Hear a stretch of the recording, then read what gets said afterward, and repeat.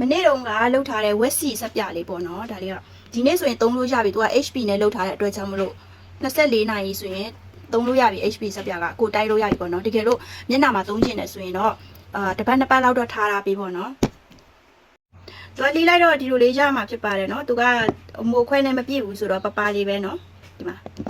တကယ်လို့အရှိဘက်မှာမျက်နှာမှာညီချင်တယ်ဆိုရင်တော့ဒီဘက်ခြမ်းကပြန်ဖြတ်ထုတ်ရမှာပေါ့နော်ဒါပေမဲ့အိမ်မှာသုံးနေဆိုတော့ဘာမှမဖြစ်ဘူးရောင်းတဲ့သူတွေအတွက်ကကြတော့မိုးခွက်ကိုအပြည့်ထည့်ပြီးတော့မှအသုံးလေးဖြစ်အောင်ဖြတ်ယူပေါ့နော်အမြုပ်လေးစမ်းပြမယ်နော်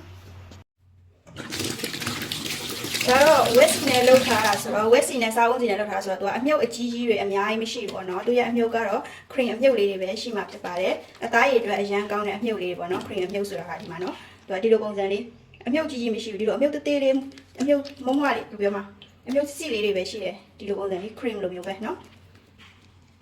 ပြောထားတဲ့အတိုင်းပဲပေါ့နော်သူကထွက်လာတဲ့ပုံစံကလည်းဒီလိုလေးပဲထွက်လာတာဖြစ်ပါတယ်